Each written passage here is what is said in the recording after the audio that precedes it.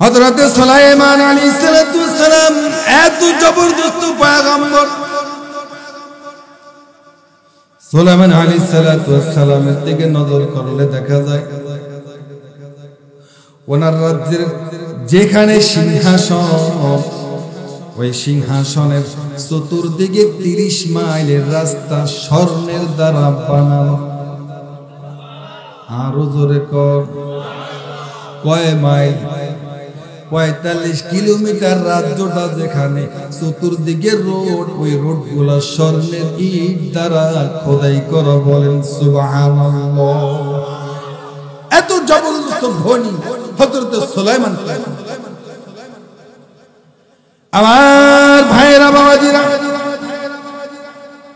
হযরত সুলাইমান পয়গম্বর আলাইহিস সালাম ঘোষণা দিয়ে দিলেন, আমি বিবাহ করব, আমার জন্য উত্তম পাত্রের ব্যবস্থা করার লাগবে, ব্যবস্থা করতে হবে। হযরত সুলাইমান পয়গম্বর আলাইহিস সালাম রাজ্যের সিংহাসনের মধ্যে বসে এলান করে দিলেন, যেই মেয়ের মধ্যে চারটা গুণ আছে, ওই মেয়েকে আমি বিবাহ করব। কয়টা গুণ? 1 নম্বর গুণ হলো ওই মেয়েটা চরিত্রবান হওয়া লাগবে। 2 নম্বর গুণ হলো মেয়েটা পর্দাশীল হওয়া লাগবে। 3 নম্বর গুণ হলো মেয়েটা বংশীয় হওয়া লাগবে।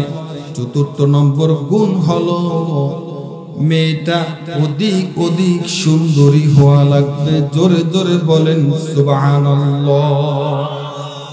কি হওয়া লাগবে? কতক্ষণ না সুন্দর। আরে সমাজের মধ্যে যে ব্যক্তি কালো, সেই ব্যক্তি সুন্দরী পৌঁছায়, ঠিক কিনা? আর যে ব্যক্তির হাত নাই, সেই ব্যক্তিও সুন্দরী পৌঁছায়। যেই ব্যক্তির পাও নাই, সেই ব্যক্তিও সুন্দরী পৌঁছায়। যেই ব্যক্তির কান নাই, কানে কম শুনে, সেই ব্যক্তিও সুন্দরী পৌঁছায়। হযরত সুলাইমান পয়গম্বর আলাইহিস সালাম চারটা এলান রাজ্যের মধ্যে ঘোষণা দিয়ে দিলেন, এই 4 গুণে গুণান্বিত নারী যে হবে, পয়গাম দিয়া দাও, রাজ্যে ছড়ায় দাও, এলান করে দাও, আমি 4 গুণে গুণান্বিত নারীকে আমি বিবাহ করব। রাজ্যের সেনাপতিরা, রাজ্যের উজির নাজিরা, রাজ্যের বড় বড় সোলজার বাহিনীরা সারা রাজ্যের মধ্যে এলান করে দিলেন, বাদশা পয়গম্বর সুলাইমান আলাইহিস সালাম বিবাহ করবে। এই 4 গুণে গুণান্বিত নারী কোথায় পাওয়া যায়? চাই গ্রামের হোক, চাই শহরের হোক, চাই যেই কোনো স্থানের হোক না কেন, যদি 4টা গুণ ওই নারীর মধ্যে থাকে, আমার কাছে কোনো দ্বিধা লাগবে না, আমি সরাসরি ওই নারীকে বিবাহ করব। বলেন সুবহানাল্লাহ। কয় গুণ? সেনাপতিরা এই এলান চতুর্দিকে দিয়ে দিল। চতুর্দিকে দেওয়ার পরে নদীর কিনারের মধ্যে এক মাঝি নদীর কিনার দিয়ে হেঁটে হেঁটে যাচ্ছেন। ওই মাঝিও শুনছেন যে বাদশা পয়গম্বর সুলাইমান 4 গুণে গুণান্বিত নারী বিবাহ করবে।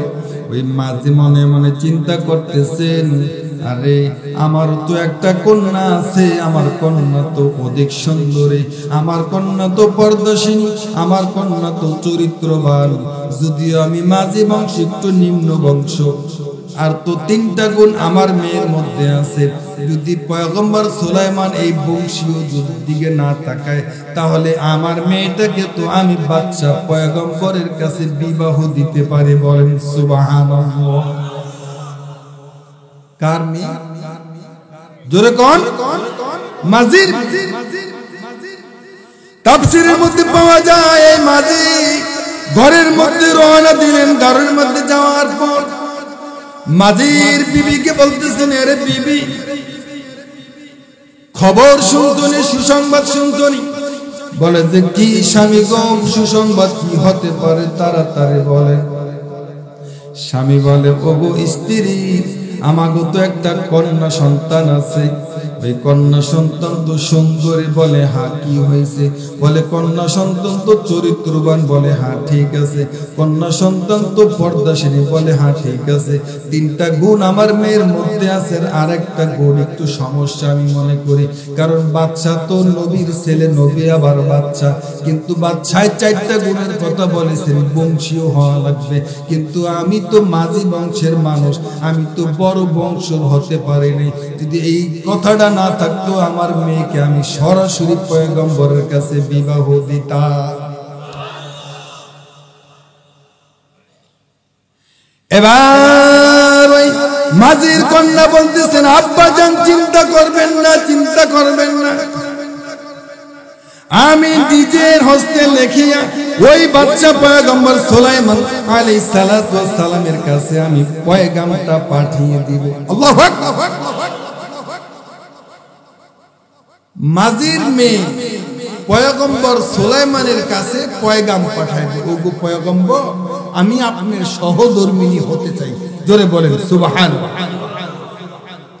এখন মেসাল দিয়ে বোঝেন, নৌকা চালায়, ক্ষেত খামারে কাজ করে, চেয়ারম্যান সাহেব যদি তার মেয়ের বিবাহ দিব, ওই মাঝি অথবা একটা দোকানদার চিতই পিঠা বেচে বা অন্য কিছু করে, গ্রামে একটা বাদাম বেচে, এমন লোক যদি চেয়ারম্যান সাহেবের কাছে গিয়ে বলে, ওগো চেয়ারম্যান সাহেব আপনার কন্যাকে আমি নিতে চাই, পেঁচ খাইবো না খাইবো না?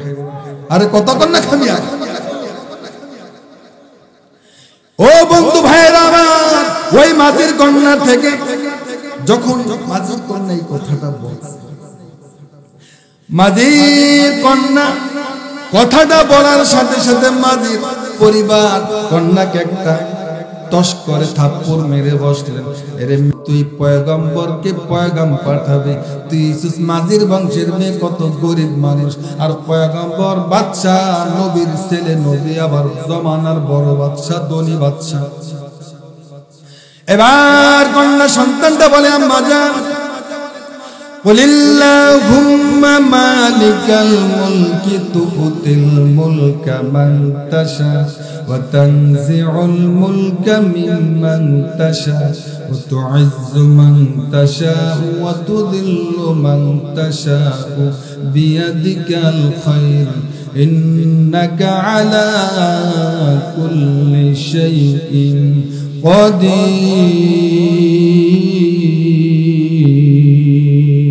আল্লাহু আকবার।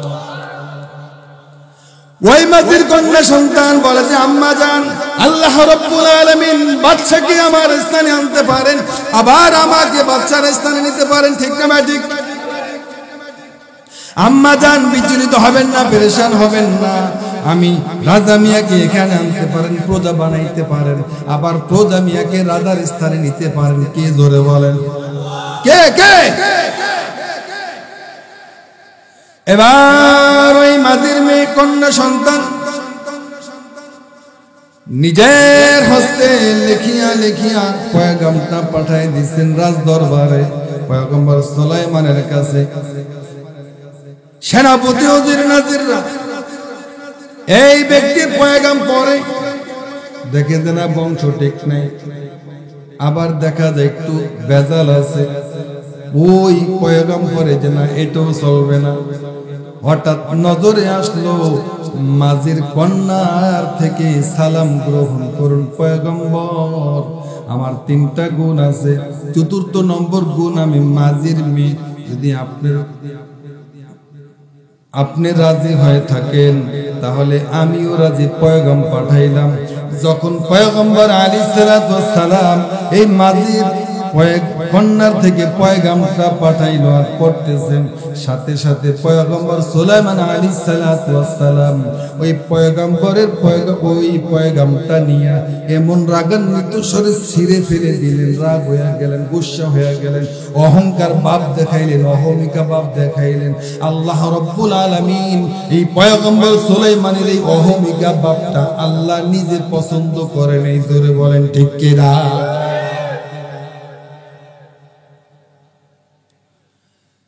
কারণ আল্লাহ রাব্বুল আলামিন ছোটকে বড় বানাইতে পারেন, বড়কে ছোট বানাইতে পারেন কে?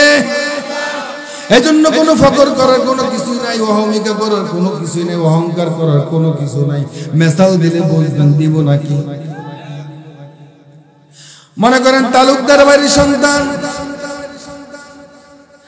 আর হইল খালের উপরের গরিব বাড়ির সন্তান।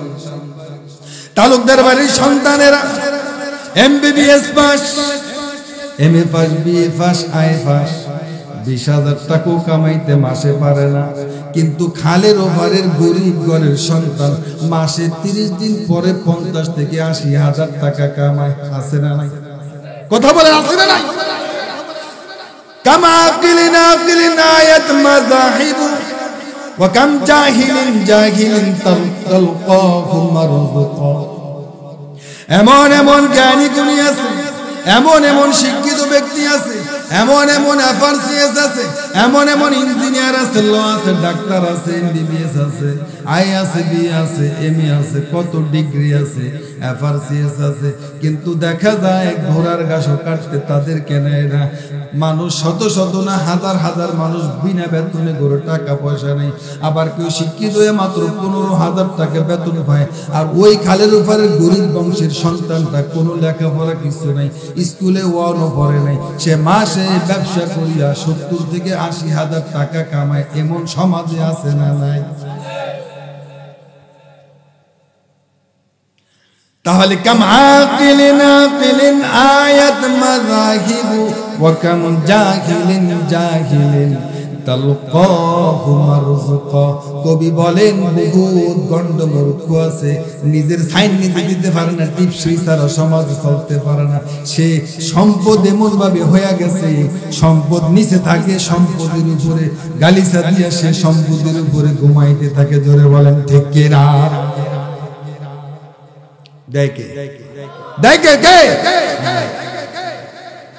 এবার কন্যা সন্তান,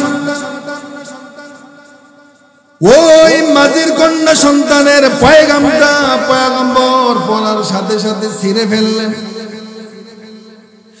পয়গম্বর ছিঁড়ে ফেলার পরে আল্লাহ রব্বুল আলামিন এই দৃশ্যটা তার মনোমত হয়নি, পছন্দ হয়নি।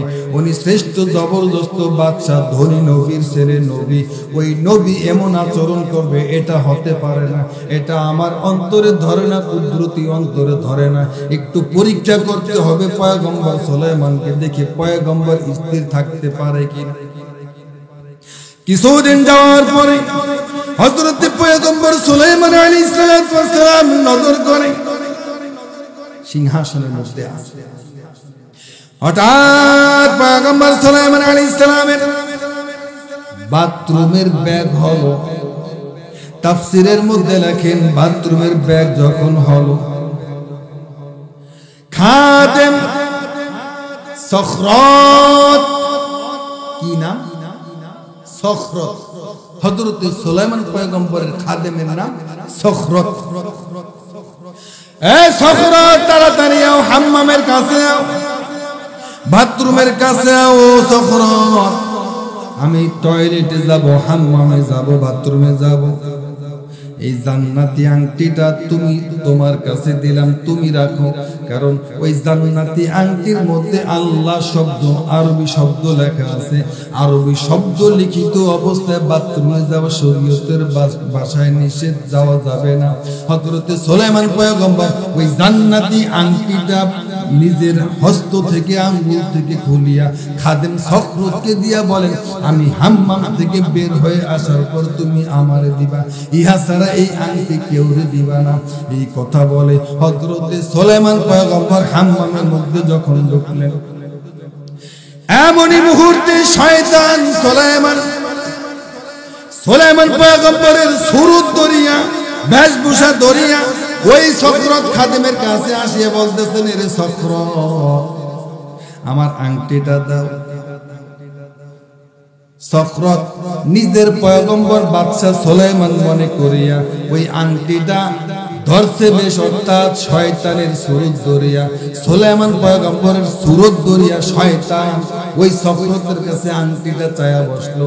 সাথে সাথে সখরত খাদেম ওই শয়তান সুলাইমানের হাতে আংটিটা দিয়ে দিলেন। বলেন আল্লাহু আকবার। পরীক্ষা শুরু করছে কে? পরীক্ষা শুরু করছে কে? খাদেম সখরতকে এই আংটি নেওয়ার পর পয়গম্বর সুলাইমানের সুরত ধরা শয়তান সুলাইমান আংটি নেওয়ার পরে বলতেছেন, এরে সখরত সাবধান সাবধান, আমার বেশভূষা ধরিয়া সুলাইমান আবার আসতে পারে। ঠিক না ভাই? তুমি যদি তারে যেখানে পাও সেখানে অত্যাচার শুরু করে দিবা, মারপিট শুরু করে দিবা, পিটাইতে থাকবা, কারণ কিছুক্ষণ পরে হতে পারে আমি সুলাইমানের সুরত ধরিয়া তোমার কাছে আংটি চাইতে পারে। এখন আংটি যে চাইতে পারে, যে এই কথাটা বলে, সে আসল না নকল? জোরে বলেন। ও মুসলমান বন্ধু, বুঝার বাকি হইল কি আল্লাহ রাব্বুল আলামিন পয়গম্বর সুলাইমান আলাইহিস সালামকে পরীক্ষার মধ্যে পাঠাইয়া দিলেন। শয়তান সুলাইমান সুরত ধরিয়া আংটি নিয়া সিংহাসনের মধ্যে বসলেন। কার সিংহাসন? আসল না নকল? নকল। সুলাইমান সিংহাসনের মধ্যে বসিয়া এলান করে দিলেন, সেনাপতিরা, সোলজাররা, শুনে রাখো শুনে রাখো, এমন একটা সময় চলে আসতে পারে আমাদের রাজ্যের মধ্যে সুলাইমান পয়গম্বরের সুরত ধরিয়া তোমাদের কাছে আসতে পারে। এমন ব্যক্তিকে যেখানে পাবা সেখানে মারধর শুরু করে দিবা। বলে তাই নাকি? আমাদের বাদশার সুরত ধরে আবার বাদশাগিরি করতে আসবে? অসম্ভব। কিছুক্ষণ যাওয়ার পর হযরত সুলাইমান আলাইহিস সালাম হাম্মামের মধ্য থেকে, বাথরুমের মধ্য থেকে বের হয়ে বলতেছেন, ওরে সখরত, আমার আংটিটা কোথায়? আংটিটা দাও। সখরত বলে, কাম হইছে কাম হইছে, আমাদের পয়গম্বর সুলাইমান বলছে তার মতো নাকি একজন সুলাইমান বাইর হইয়া বলবে, সুরত ধরে আসবে, তারে তো দেখলি বলছে পিড়াইতে শুরু করে দিতে বলছে। আল্লাহ দেরি করা যায় না, পয়গম্বর সুলাইমানের অর্ডার দেরি করা যায় না। যখনই আসল সুলাইমান পয়গম্বর খাদেম সখরতের কাছে আংটিটা যখন চাইতে দেরি হুর হুর করিয়া লাঠি দিয়া আসল সুলাইমানকে পিটা দেওয়া শুরু করেছে। বলেন আল্লাহু আকবার। এ মুসলমান বন্ধু, পরীক্ষা কার? আরে জোরে বলেন, পরীক্ষা কার? লোকে যারে বড় বলে সে বড় হয়, নিজে যারে বড় বলে সে বড় নয়। লোকে যারে বড় বলে সে বড় হয়, নিজে যারে বড় বলে সে বড় নয়। ঠিক কিনা? এবার পয়গম্বর সুলাইমান পিঠা খায় না? খায় না। আর বলতেছেন, রে সখরত, তোর কি হয়েছে? খাদেম সখরত, জীবনে জিন জাতিরা আমার দিকে চোখ রাঙায় কথা বলার সাহস নাই। কোন সেনাপতি উজির নাজির আমার দিকে চোখ রাঙায় কথা বলার সাহস নাই। তোর কি হইল? আমি তোর কাছে আংটি রাখিয়া গেলাম, তোর কাছে আমি আবার চাইলাম, কিন্তু তুই আমার আংটি না দিয়া বলতেছ তুমি শয়তানের সুরত ধরছো, সুলাইমানের সুরত ধরছো। তুমি আসল সুলাইমান না, তুমি হইলা নকল সুলাইমান। আমাদের আসল সুলাইমান বলছে তোমারে জেনে পাইতে সেখানে সাইজ করতে। ঠিক না ভাই?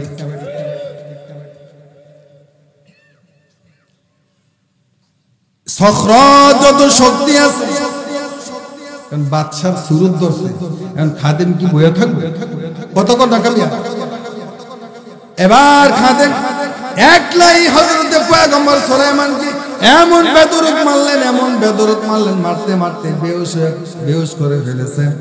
এবার সখরত খাদেম ওই বাদশা সুলাইমানের পাঞ্জাবি ধরিয়া টানা হেসরা করিয়া বলছে যে আমার রাজ্যের মধ্যে নিয়ে আইবা।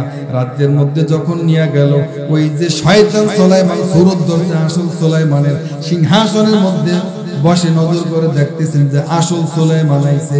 এবার বলতেছেন হায় হায় রে, কিছুক্ষণ আগে তো আমি এলান দিলাম আমার মতো সুলাইমান সুরুদ দরিয়া তোমাদের রাজ্যে আসিয়া সুলাইমান দাবি করবে, তোমরা তারে যেখানে পাইবা সেখানে পিটাইবা।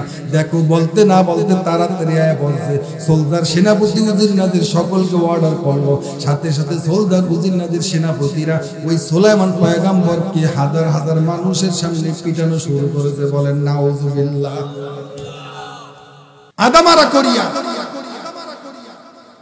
এখন নকল সুলাইমান অর্ডার দিয়ে দিচ্ছে, আরে এমন জায়গায় ফালাইবা, এই রাজ্যের বাহিরের জায়গায় ফালাইবা, যাতে এই জায়গা চিনিয়া আর কখনো না আসতে পারে।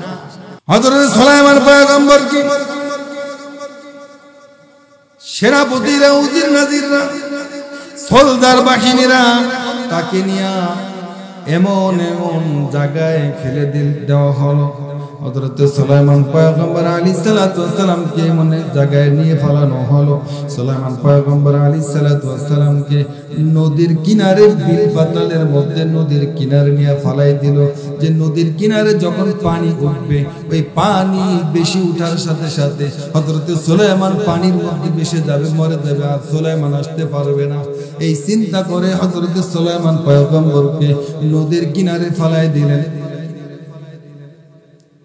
নদীর কিনারে ফালাই দেওয়ার পরে এখন নকল সুলাইমান তার সিংহাসন নিয়ে রাজ্যে পরিচালনা শুরু করে দিয়েছে। রাজ্যের মধ্যে পরিচালনা শুরু করে দিয়েছেন, কোনো টেনশন নাই, তার মধ্যে সে চলতেছে। পরের দিন হযরতে সুলাইমান আলাইহিস সালাম নদীর কিনারে, আদম ওরা প্রায় হুশ নাই। ওই যে মাঝি, কোন মাঝি খেয়াল আসেনি কথা? ওই মাঝি, যেই মাঝির কন্যা থেকে পয়গাম পাঠানো হয়েছে হযরত সুলাইমান আলাইহিস সালামের কাছে, ওই মাঝি আল্লাহু আকবার বলে, আল্লাহুম্মা মালিকাল মুলকি তুতিল মুলকা মান তাশা ওয়া তানজিউল মুলকা মিম্মান তাশা। আল্লাহ রাব্বুল আলামিন জগতে কত কিছু দেখায় দিলেন। রাজারে প্রজা বানায়া দেয়, আবার প্রজারেও কি বানায়া দেয়। ওই কন্যা সন্তানের বাবা মাঝি নদীর কিনার দিয়ে নৌকায় রশি টানতে টানতে টানতে টানতে নদীর কিনার দিয়ে যখন আসতেছেন, নজর করে দেখে যে একটা ভালো সুদর্শন পুরুষের মতো আদা মরা, প্রায় তার হুঁশ নাই, জ্ঞান নাই, বেহুশের মতো শুয়ে আছে। নজর করে দেখে যে তার গায়ে কোনো শক্তি নাই, তার বেদরক পিটানোর পরে তাকে আদা মারা করে দেওয়া হয়েছে। নজর করে দেখে কোনো হুঁশ নাই। হযরত সুলাইমান পয়গম্বরকে ওই মাঝি তার গামছা ভিজায়া নদীর থেকে পানি দিয়া গামছা ভিজানোর পরে হযরত সুলাইমান পয়গম্বর আলাইহিস সালামের মুখের মধ্যে কিছু পানি দিল এবং চেহারার মধ্যে কিছু পানি ছিটা দিল। কিছু পানি ছিটা দেওয়ার পরে নজর করে দেখলেন হযরত সুলাইমান পয়গম্বর হুঁশ আসলো, চোখ খুললো। চোখ খুলে নজর করে দেখা যায় সে বিল পাতালে নদীর কিনারে শুয়ে আছে। বলেন সুবহানাল্লাহ। এবার ওই মাঝি বলতেছেন, বাজান আপনি কে? নজর করে দেখেন এটো এলান হয়ে গেছে রাজ্যের মধ্যে, শয়তান সুলাইমান এলান করে দিছে আমার মতো সুলাইমান আরেকজন আসবে। এই কথাটাও পুরা রাজ্যের মধ্যে ছড়ায় গেছে। এখন সুলাইমান পয়গম্বর বলে, মনে মনে চিন্তা করতেছেন, তাফসীরের মধ্যে লেখেন, যদি আমি এখন পরিচয় দিই আমি হইলাম সুলাইমান পয়গম্বর, তাহলে এই মাঝিও আমাকে নদীর কিনারে পিটানো শুরু করবে। ঠিক না? কোরআনের মধ্যে আছে হযরত সুলাইমান আলাইহিস সালাম এখানে হিকমত খাটাইলেন। বলে যে, ও মুরব্বি বাবা, আমি অসুস্থ মানুষ, আমার মাথা প্রচন্ড ব্যথা, আমি কথা বলতে পারি না, আপনি আমাকে একটু আশ্রয় দেন, আমি সুস্থ হয়ে যাওয়ার পরে আপনার ঘরের থেকে আমি চলে যাব। ওই মাঝি গ্রামের মানুষের মন কিন্তু নরম থাকে, হাদিসের মধ্যে আছে। কোনো ব্যক্তি সম্পর্কে জিজ্ঞাসা করবা, নিচু শ্রেণীর মানুষকে জিজ্ঞাসা করো, কোনো ব্যক্তি সম্পর্কে জিজ্ঞাসা করবা, গরিব ব্যক্তির মানুষের কাছে জিজ্ঞাসা করো, কোনো ব্যক্তি সম্পর্কে জিজ্ঞাসা করবা, গ্রামের মানুষের কাছে জিজ্ঞাসা করো, তাহলে সঠিক জবাবটা পাবা লোকটা ভালো না খারাপ। জোরে বলেন ঠিক কিনা? সমাজের মোড়লরা গরিবদের কাছে জিজ্ঞাসা করবে এই মোড়ল মিয়া কেমন, তখন স্পষ্ট হয়ে যাবে মোড়ল ভালো না। ওই মাঝি বলতেছে, মাদান টেনশন করিও না, টেনশন করিও না, চলো চলো আমার সাথে চলো, তোমার কোনো টেনশন নাই, তোমার কোনো টেনশন নাই। মাঝি তার বাড়িতে নিয়ে গেলেন। বাড়িতে নেওয়ার পর হেকিম আনিয়া, ওজা আনিয়া হযরতে সুলাইমান পয়গম্বরকে বড়ি খাওয়াই দিলেন, ওষুধ খাওয়াই দিলেন, কিছু সুস্থতা লাভ করলো। 3 দিন পরে হযরতে সুলাইমান পয়গম্বর আলাইহিস সালাতু ওয়াস সালামকে নিয়ে ওই মাঝি নৌকার মধ্যে নদীতে গেছেন মাছ ধরার জন্য। যেদিন নদীতে সুলাইমান পয়গম্বরকে নিয়ে মাছ ধরতে গেলেন, ওই মাঝির জালে এত মাছ পড়েছে, ওই মাঝি ওই জাল টানিয়ে উঠাইতে পারে না। বলেন সুবহানাল্লাহ। এত মাছ ধরা, মাছ পাওয়ার পরে সুলাইমান আলাইহিস সালাতু ওয়াস সালামকে নিয়ে মাঝি বাজারে গিয়া মাছটা সব বিক্রি করে। পরের দিন মাছ ধরতে গেল নদীর মধ্যে। পরের দিন নজর করে দেখা যায় ওই মাঝির জেলের মাঝির মধ্যে, জালের মধ্যে বহুত মাছ ধরা পড়েছে। কয়েকদিন যাওয়ার পরে দেখেছে মাছ শুধু ধরাই পড়ে, বাড়তি ধরা পড়ে, বেশি ধরা পড়ে। এবার সুলাইমান পয়গম্বর বলে, ও মুরব্বি, আমি তো মোটামুটি সুস্থ হয়েছে, আমাকে একটু রুখসত দিবেন নাকি? মাঝি বলেন যে, বাজার, আমার তো একটা ছেলে লাগে, আমার যেভাবে নদীতে জালে মাছ ধরা পড়ে, আমার তো লোক লাগে, হেল্পার লাগে, লেবার লাগে। কি কোন লাগে না লাগে? এ বাজার, তুমি যদি কিছু না মনে করো, তোমাকে আমি আমার সহকারী বানাইতে চাই। সুলাইমান পয়গম্বর চিন্তা করলেন, আমি কোন জায়গায় যাব, কোন ঘরে যাব, কোন স্থানে যাব? আমার তো কোনো স্থান নাই, কারণ আমার আসল স্থানে কে বল? জোরে কর, জোরে কর। এবার সুলাইমান পয়গম্বর আলাইহিস সালাতু ওয়াস সালাম নৌকার মধ্যে মাছ ধরতেছে, মাছ উঠতেছে, মাছ ধরতেছে, মাছ উঠতেছে। মাছ উঠার পর এদিক দিয়া সুলাইমানের রাজ্যের মধ্যে অশান্তি বিরাজমান। কারণ সরকারে বইছে কে? আরে জোরে কর। এই ফেস কিন্তু এখন লাগিয়ে দেব, খেয়াল করে কথা শুনেন। সরকারে বইছে কে? শয়তান যখন সরকার, আরে রাজা না, সরকার না, রাজারই তো সরকার করে, প্রধানমন্ত্রী করে। আমাকে বাংলাদেশটা বাদ দিয়ে, বাজারের মধ্যে চাউলের দাম 13 টাকা ছিল, এখন চাউলের দাম 65 টাকা। এই জমানার কথা না? কোন জমানার? এই কথা হনেন, খেয়াল করে। কোন জমানার? ওই জমানা। কেরোসিনের দাম 4 টাকা, এখন বাজারের মধ্যে কেরোসিনের দাম 80 টাকা হয়ে গেছে। কাঁচা মরিচের দাম 20 টাকা ছিল, কাঁচা মরিচের দাম 200 টাকা হয়ে গেছে। সয়াবিন তেলের দাম ছিল 40 টাকা হয়ে গেছে 130 টাকা। দুধের ডিব্বার দাম ছিল 40 টাকা হয়ে গেছে 120 টাকা। ওই জমানার কথা তাফসীরের মধ্যে আছে। আরে মুসলমান, পেট্রোলের দাম ছিল 32 টাকা হয়ে গেছে 79 টাকা। মিল আছে? আরে কথা কোন? এই জমানা লাগে কি মিল আছে? এই জমানা লাগে মিল নাই? মিল নাই কিছু। কথা মনে বোঝে না রে, কথা মনে বোঝে না রে আমার ভাইয়েরা, বন্ধুরা। রাজ্যের মধ্যে হইছে শুরু হয়ে গেছে। গ্রাম থেকে আন্দোলন, শহর থেকে আন্দোলন, বন্দর থেকে আন্দোলন।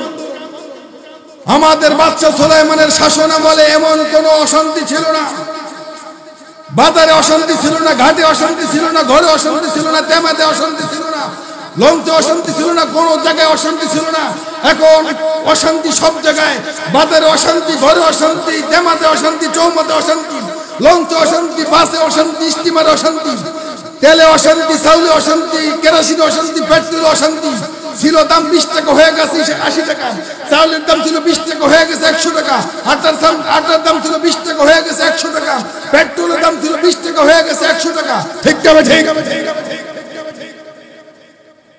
মানুষ পেরেশানির মধ্যে আছে, দ্রব্যমূল্যের দাম বাইরে গেছে, মানুষ এখন আন্দোলন করতেছে। আন্দোলন করে কোনো লাভ নেই, কারণ সুলাইমান তো বাদশার সিংহাসনে বসা, আন্দোলন করলি ঠুস ঠুস মাইরা দিব। ঠিক না ঠিক? আরে কথা বলেন না, ঠিক না ঠিক? সব জায়গায় অশান্তি না, এটা সুলাইমানের রাজ্য হতে পারে না, শাসন ব্যবস্থা হতে পারে না। কারণ সুলাইমানের শাসন ব্যবস্থার মধ্যে সকল কিছু নিয়ন্ত্রণে ছিল। গরিবও সুন্দরভাবে জীবনযাপন করত, ধনীও সুন্দরভাবে জীবনযাপন করত। গরিবও সুন্দরভাবে তাদের বাজার ঘাট করার সুবিধা পেত, ধনীরও বাজার ঘাট করার সুবিধা পেত। এখন সকলের মধ্যে রাহাজানি, পেরেশান, অশান্তি, সব জায়গায় সকল দ্রব্যমূল্যের দাম ঊর্ধ্বগতি। এই জন্য বাজারের নিয়ন্ত্রণ হারা, সকলের কিনার ক্ষমতার বাইরে। ঠিক না ঠিক? এখান দিয়া হযরত সুলাইমান আলাইহিস সালাম তার সিংহাসনে ডানে বামে জিন থাকে বডিগার্ড। বডিগার্ডের নাম হয়েছে আসিফ ইবনে বরখিয়া। আমাগো প্রধানমন্ত্রীর বডিগার্ড নাই? সুলাইমান পয়গম্বর আলাইহিস সালামের বডিগার্ড ছিল ডাইনে বডিগার্ড, বামে বডিগার্ড। এক বডিগার্ডের নাম আসিফ ইবনে বরখিয়া। ওনারে বইলে আসছে, আমি যতক্ষণ পর্যন্ত বলবো ডানে বামে না তাকাও, ততক্ষণ পর্যন্ত তাকাবা না, সামনে তাকায় থাকবা। জিন তাকায় দিছে, সিংহাসনের দিকেও তাকায় না। সিংহাসনে কে বসলো না বসলো সেদিকে তাকায় না। অর্ডার বাদশা সুলাইমানের, সোজা তাকায় থাকবা, সোজাই, ডাইনে বামে তাকানোর সুযোগ। এদিকে হযরত সুলাইমান আলাইহিস সালাম মাঝির সাথে নৌকায় যায়, জেলে মাছ ধরে, মাছ বেশি পায়, বাজারে ক্রয় করে, বিক্রয় করে, সুন্দরভাবে জীবন যাপন। এবার মাঝি বলতেছেন, বাজার আমি একটা খেল পেশ করি। কি খেল পেশ? বলে যে বাজান, আমি তোমারে আমার মেয়ের জামাই বানাইতে চাই। সুবহানাল্লাহ।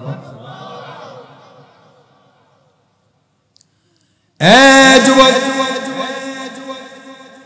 তোমাকে আমি আমার মেয়ের জামাই বানাইতে চাই, তোমার কি অভিমত তুমি বলো।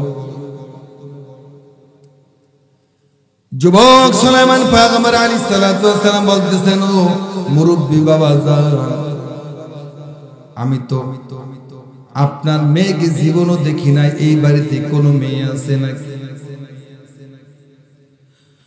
ও সম্মানিতা মায়েরা, সম্মানিতা বোনেরা, কান খুলে শুনুন। তাফসীরের মধ্যে আছে ওই মাঝির সাথে 3 মাস অথবা 6 মাস পয়গম্বর সুলাইমান মাঝির গোলাম ছিল। যে বাদশা সুলাইমান পয়গম্বরের রাজ্যের চতুর্দিকে 45 কিলোমিটার স্বর্ণের রাস্তায় ছিল, কিন্তু ওই সুলাইমান এখন মাঝির গোলামি করে, মাছ ধরে, জেলে হয়ে গেছে। মাঝি বলতেছেন, বাজান, আমি তোমাকে আমি আমার মায়ের জামাই বানাইতে চাই, তোমার অভিমত কি? তোমার অভিমত কি? তুমি আমাকে বলো। বলে, ও মুরব্বি, আপনার কি মেয়ে আছে? আমি তো জানি না। বলে, তুমি কি দেখো নাই? বলে, না না, আমি দেখিনি আপনার যে মেয়ে আছে। সুবহানাল্লাহ বলেন। মাঝি বলতেছে, বিবি, তোমার কাছে একটু পরামর্শ চাই। ছেলেটা তো আমাদের কাছে অনেক দিন যাবত আছে। যখনই ছেলেটাকে আমি নদীর মধ্যে মাছ ধরতে নিলাম, তখনই নজর করে দেখতে পেলাম বহুত মাছ আমার জালে ধরা পড়েছে। যেদিন থেকে ছেলেটাকে নিলাম সেদিন থেকে বরকত আর বরকত।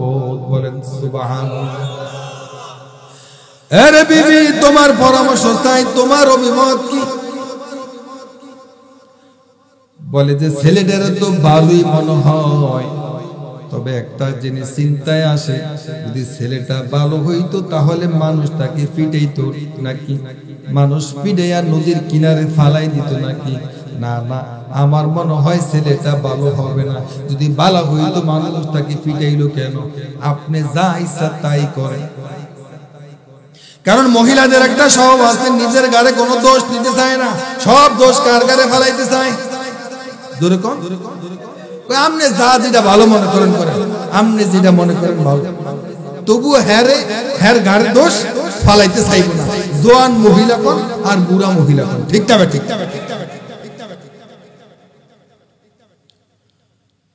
এবার মুরব্বী বাবাজি মাঝি বাজারে গেছে, বাজারে যাওয়ার পর তাফসীরের মধ্যে রাখেন ওই স্ত্রীর জন্য শাড়ি কিনলো, পান কিনলো, জর্দা কিনলো, মিষ্টি কিনলো, জিলাপি কিনলো। কিনে আনার পর গভীর রাত্রে যখন এগুলা দেখায়নি, হাদিসের মধ্যে আছে, বিবির কাছে শোয়ার সময় বলতেছেন, ও বিবি তোমার জন্য কিছু উপঢৌকন আনছি, সুসংবাদ।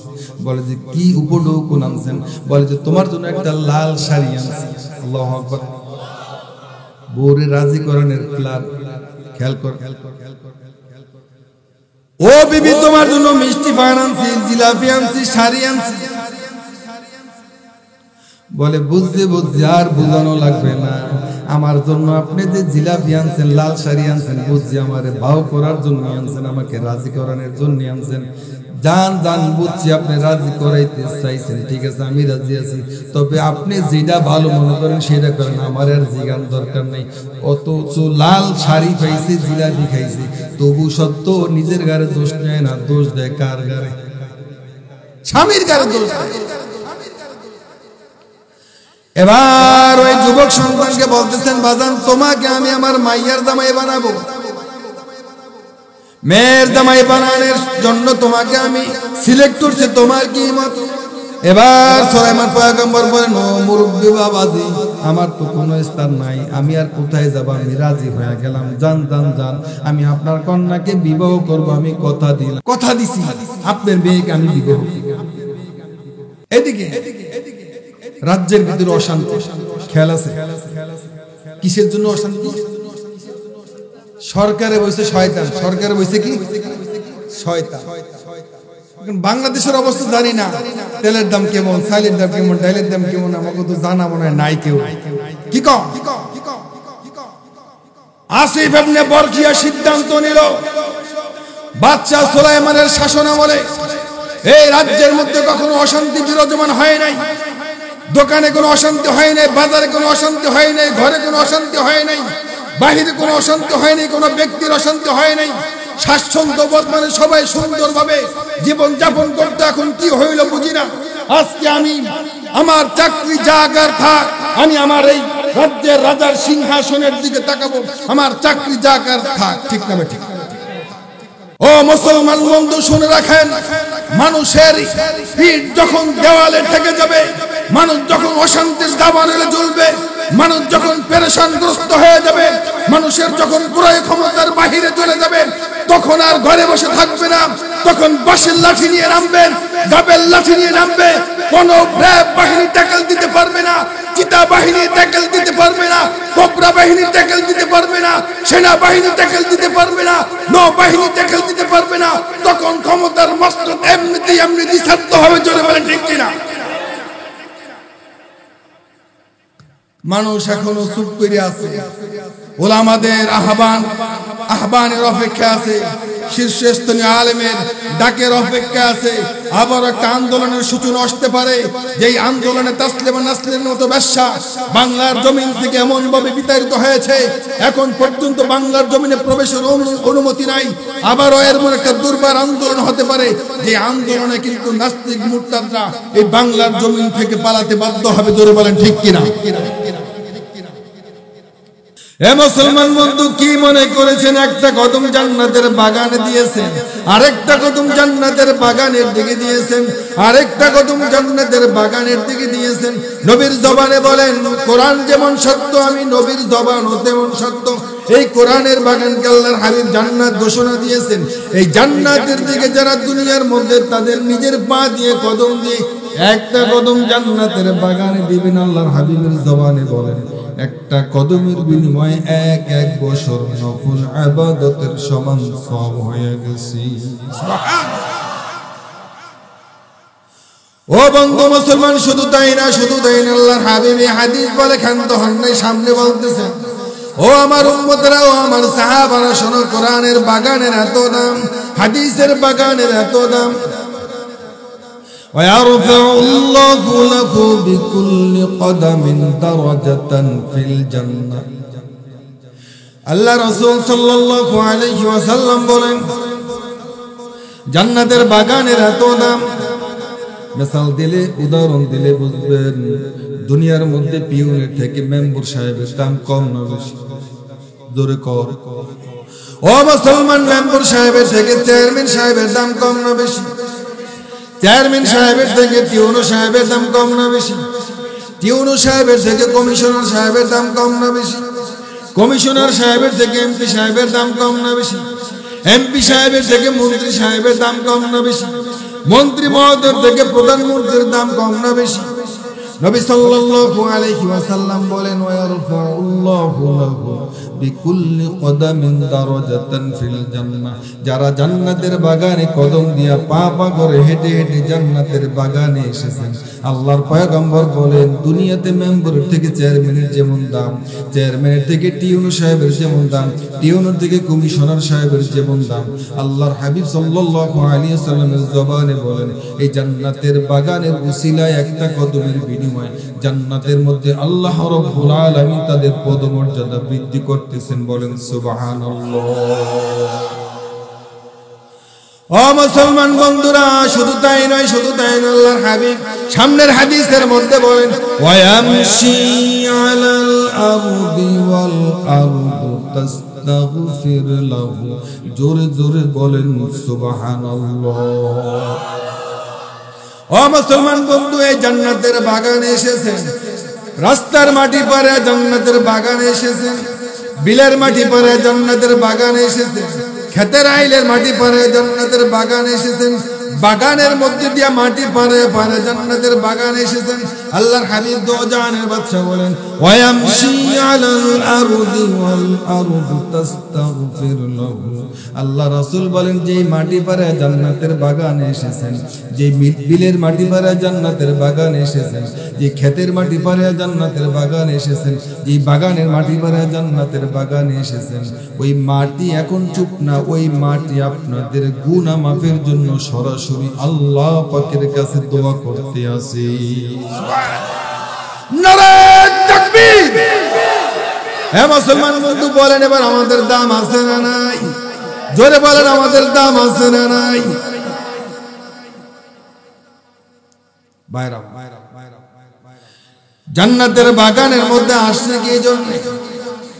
কোরআন দিয়া হাদিস দিয়া হুজুর বয়ান করবে একটু পরিশুদ্ধ হওয়ার নিয়তে, একটু আমল কম ছিল এখন আমল বেশি করার নিয়তে, নামাজ দুই ওয়াক্ত বাদ দিতাম এখন দুই ওয়াক্ত পরিপূর্ণর নিয়তে, বিবিকে পর্দায় রাখি না এখন ওয়াজের পরে বিবিকে পর্দায় রাখার নিয়তে, ঠিক না ভাই ঠিক?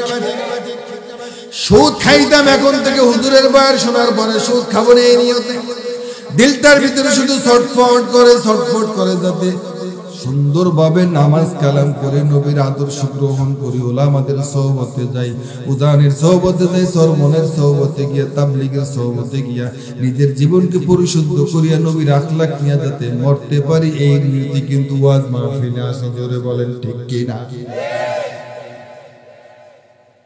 মুসলমান বন্ধুরা, আবার আল্লাহর হাবিব বলেন কিয়ামতের ময়দানে দুনিয়ার কোনো টাকার গ্রান্টেড নাই, মুদ্রার গ্রান্টেড নাই, ডলারের গ্রান্টেড নাই, রিয়ালের গ্রান্টেড নাই, ডলারের গ্রান্টেড নাই, দিনারের কোনো গ্রান্টেড নাই। কিয়ামতের ময়দানে দূরের কোনো যোগ্যতা নাই। কিয়ামতের ময়দানে গরিবের দিকে নজর দেওয়া হবে না, ধনীর দিকে নজর দেওয়া হবে না, বাদশার দিকেও নজর দেওয়া হবে না, প্রজার দিকেও নজর দেওয়া হবে না, হুজুরের দিকেও নজর দেওয়া হবে না, এবং সমাজের দিকেও নজর দেওয়া হবে না, সাধারণ মানুষের দিকেও নজর দেওয়া হবে হবে না, মিয়া বুইয়ার দিকেও নজর দেওয়া হবে না, হাজী সাহেবের দিকেও নজর দেওয়া হবে না, মুফতি সাহেবের দিকেও নজর দেওয়া হবে না, এক কথায় দল মত নির্বিশেষে কোন নেতার দিকে নজর দেওয়া হবে না, কোন এমপি মন্ত্রী বিসিএস ক্যাডারের দিকে নজর দেওয়া হবে না। যার ঈমান ভালো, যার ঈমান দুরুস্ত, আল্লাহ রাব্বুল আলামিন ওই ঈমানের দৌলতের উসিলায় তাকে আল্লাহ খুশি, আল্লাহ পাকের স্পেশাল মেহমানখানা জান্নাত দিয়ে দিবি।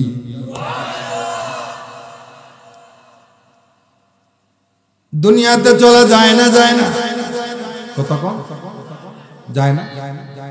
এরা মুসলমান বন্ধু, মনে করেন বোলা জেলার একজন বিশিষ্ট ধনী মানুষ, শিল্পপতি মানুষ, কি মানুষ, বোলা জেলার সকল শ্রেণীর থেকে সে 1% ম্যান ধনী।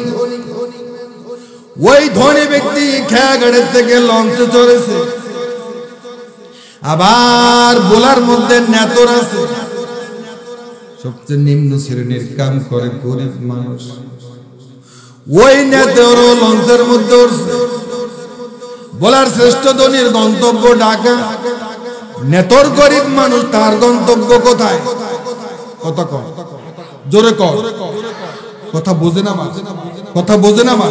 দেখি আমার কথা কে কে শুনি, একটু হাত জাগান তো, নারায়ে তাকবীর, আল্লাহ কবুল করে বলেন আমিন।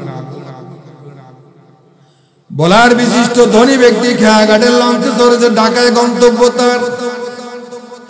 আবার বলায় সবচেয়ে নিম্ন শ্রেণীর নেতর গরিব মানুষ, সেও লঞ্চে চড়েছে, গন্তব্য কোথায়? বড় ধনী মিয়া ভিআইপি কেবিনের মধ্যে আছে, বড় ধনী মিয়া ডিলাক্সের মধ্যে আছে, বড় ধনী মিয়া নন এসির মধ্যে, এসির মধ্যে আছে, বড় ধনী মিয়া হাই কমোডের মধ্যে আছে, নন কমোডের মধ্যে বাথরুম প্রস্তাব খানা করতে পারে। বড় ধনী মিয়া লাক্সারিয়াস কোর্সে আছে, ভিআইপি কারখানা আছে, ডিলাক্সে আছে, লাক্সারিয়াস কোর্সে আছে, টিভি আছে, বিসিআর আছে, রিমোট আছে, সকল কিছু কিন্তু ওই ধনী ব্যক্তির রুমে আছে। আবার যে নেতর নিচের মধ্যে ডেকের মধ্যে শুয়ে রয়েছে, কোনো চট নাই, খাতা নাই, বালিশ নাই, শুধু একটা গামছা বিছায় শুয়ে রয়েছে, তার নিচেও বাথরুম আছে, সামনে টিভি আছে। ঠিক না? ও মুসলমান, বুঝাইতে চাই দুনিয়ার মধ্যে ধনী ব্যক্তিও চলতে পারে, গরিব ব্যক্তিও চলতে পারে। গন্তব্য ঢাকা, সকাল বেলা উঠিয়া দেখে গরিব বেটাও ঢাকার মধ্যে আছে, ধনী বেটাও। এখন জবাব দেন, দুনিয়াতে চলা যায় না, যায় না, চলতে পারা যায় না, যায় না।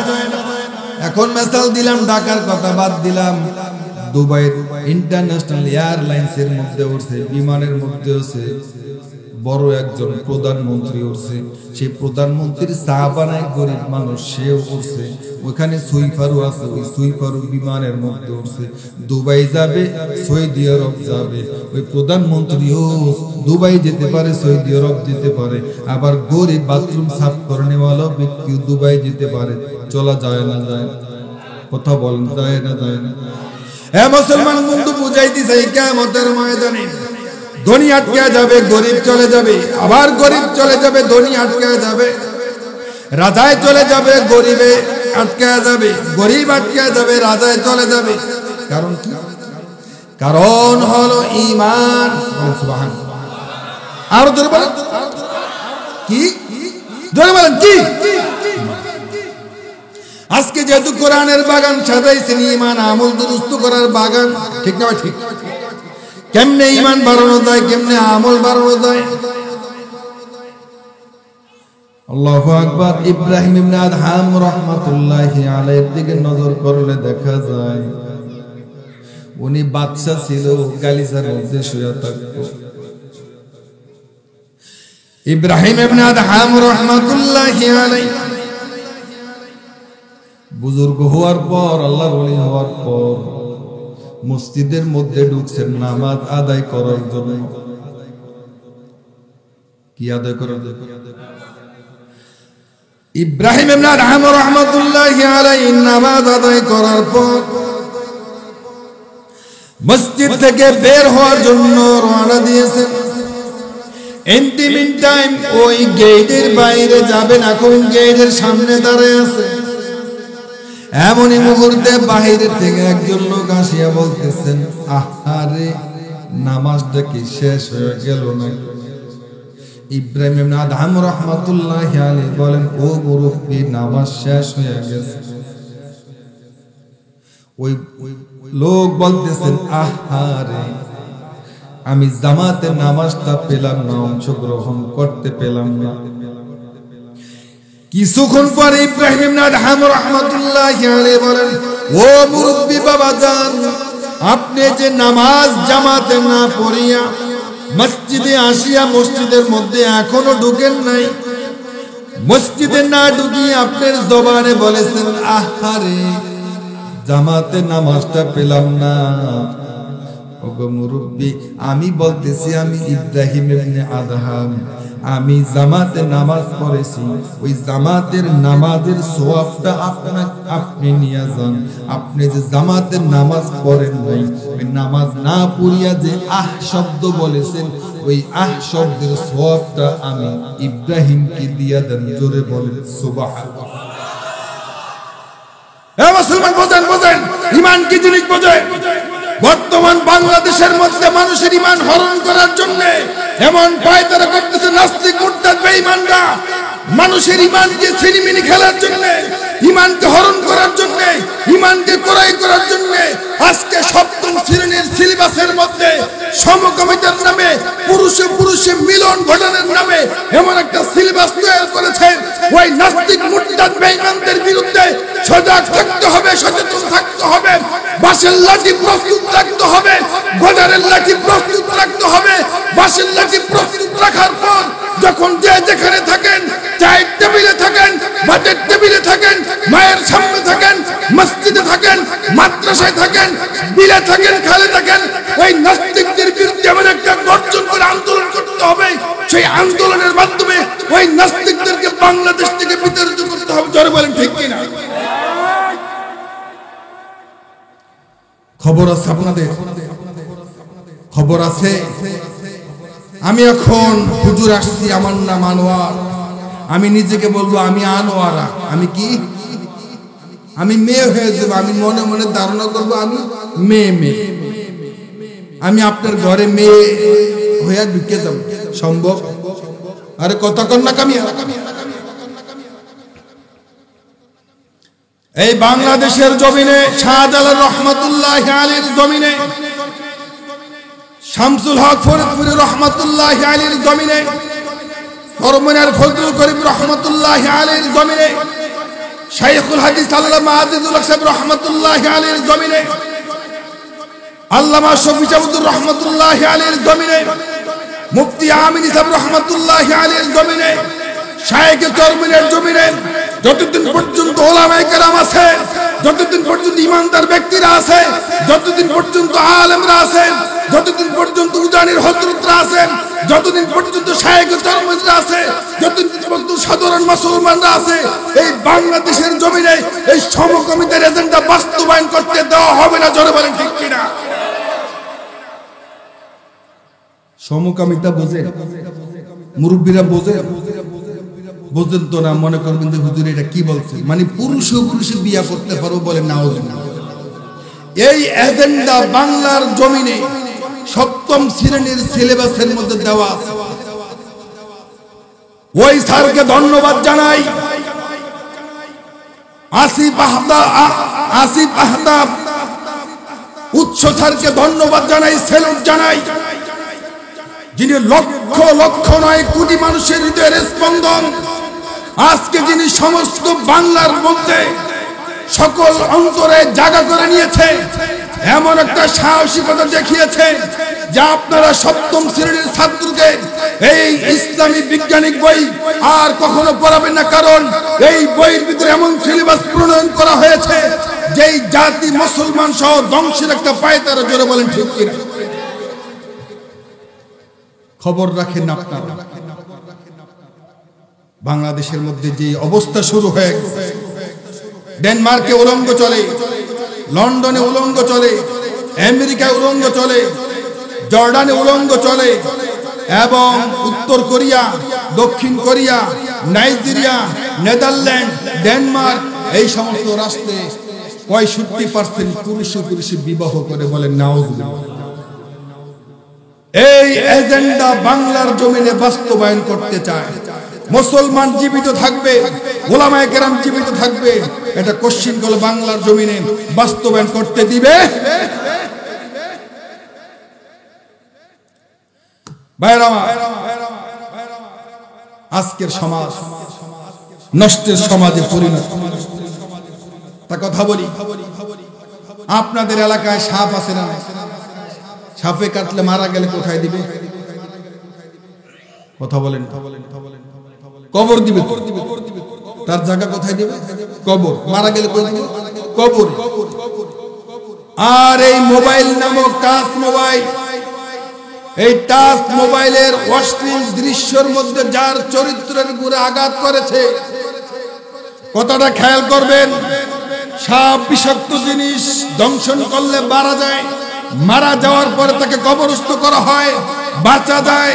কিন্তু এই টাচ মোবাইল নামে টাচ টিভির মধ্যে যে অশ্লীল বেহায়াপনার দৃশ্যবলী আছে, এই অশ্লীল বেহায়াপনার চরিত্রর যদি কার উপরে আঘাত করে তাহলে সরাসরি তাকে জাহান্নামে নিবে। বলেন নাউজুবিল্লাহ।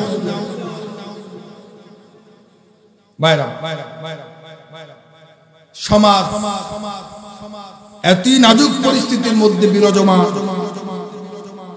বাপ তার সন্তানকে সময় দেয় না, মা তার সন্তানকে সময় দেয় না, দাদাই তার নাতিকে সময় দেয় না, স্ত্রী তার শাশুড়িকে সময় দেয় না, স্ত্রী তার শ্বশুরকে সময় দেয় না, সন্তান তার বাবাকে সময় দেয় না। কারণ কি?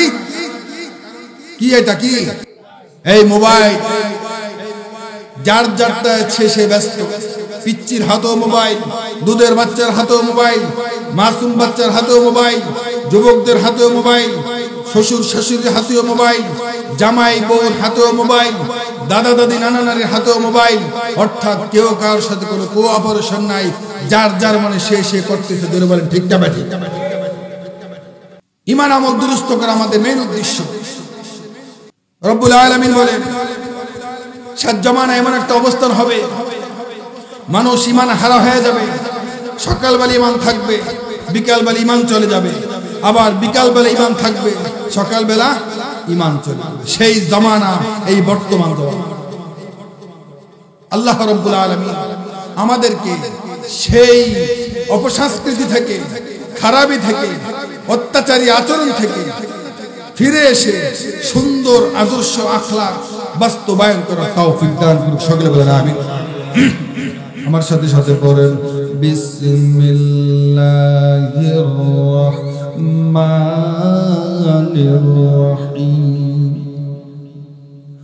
ওয়া ইবাদুর রাহমানিল্লাযীনা ইয়ামশুনা আলাল আরদি হাওনা ওয়া ইযা খাতাবাহুমুল জাহিলুনা ক্বালু সালামা। আল্লাহ রাব্বুল আলামিন রহমানের ইবাদতকারী বান্দা, রহমানের ইবাদতকারী বান্দা দুনিয়ার জমিনে বরত্ব ভাব, অহংকারী ভাব, তাকাব্বুরি ভাব, পরশ্রী কাতরতা ভাব, নিজেকে নিজেকে বড় মনে করা ভাব দেখাইতে পারবে না। ঠিক না ঠিক? ঈমানদার এমন ব্যক্তি, ঈমানদার কখনো নিজেকে নিজে বড় মনে করবে না। ঠিক কিনা? ঈমানদার ব্যক্তি নিজেকে নিজে কখনো বড় মনে করবে না। মুসলমান ব্যক্তি কখনো নিজেকে নিজে বড় মনে করবে না। আমলওয়ালা ব্যক্তি নিজেকে নিজে কখনো বড় মনে করবে না। এজন্য কবি বলেন, লোকে যারে বড় বলে সে বড় হয়, লোকে যারে বড় বলে সে বড় হয়, নিজে যারে বড় বলে সে বড় নয়। ঠিক কিনা? নিজে যারে বড় বলে সে বড় নয়। মানুষ আপনাকে বড় বলতে হবে। আল্লাহ রাব্বুল আলামিন এই আয়াতের মাধ্যমে হযরতে সুলাইমান আলাইহিস সালাতু ওয়াস সালাম একটা পরীক্ষার মধ্যে ফেলেন।